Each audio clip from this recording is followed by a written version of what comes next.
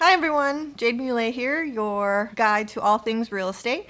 This show is to help provide some valuable education and information on all different real estate topics. In this episode, I want to tell you a little story about a couple that I know very well. We'll call them John and Jane Smith.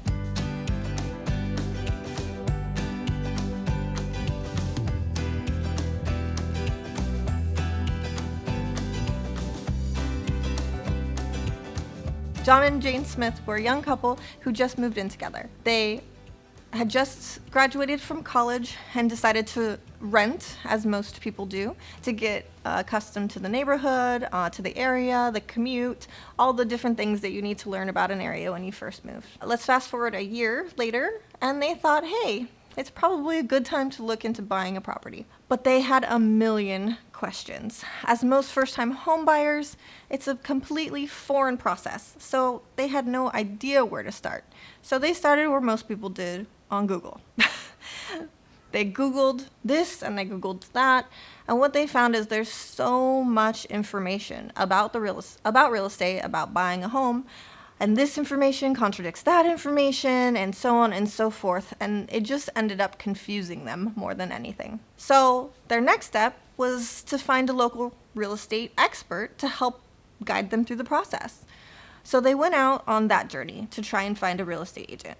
And if any of you have ever gone on that journey, you know it's not always an easy one. They found several agents who were more than willing to put them in the car, show them some properties, write some offers. However, that's not what they needed at that moment in time. They had a lot of fears and a lot of apprehensions about buying a property, as most people do, because it's probably the biggest investment you're ever going to make, or at least the first biggest investment you're ever going to make. They needed someone to help them through the process, to explain to them why buying real estate is important, what it can do for your family, how it can set you up for your future, what are the negatives in buying real estate, how can it harm you. So these are the questions that they really need answered, and they just weren't able to find anyone to do that. So they let those fears and apprehensions stop them from buying something, and they decided just to keep renting. So let's fast forward now about 2 years later. Now John and Jane were married and had their first baby on the way. And they thought, okay, now we're a little bit more established, we're a little bit older, let's look into buying a property again.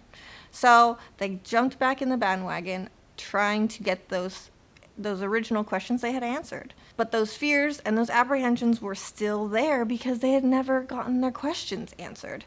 So again, they went on to try and find a real estate professional, a realtor that could help them answer those questions. And again, they found realtors who were willing to put them in the car, show them properties, and write them offers, but no one who would really sit down and provide them the education that they needed to make a good decision. So, again, they decided to wait.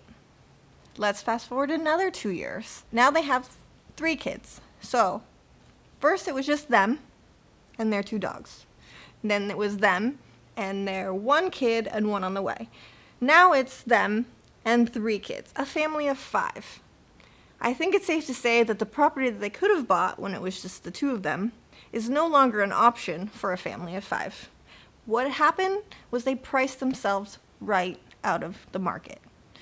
The property that they could have purchased as a couple, 1 bedroom, 2 bedroom condo, that price point, to jump all the way to a single family house for 5 is a huge jump.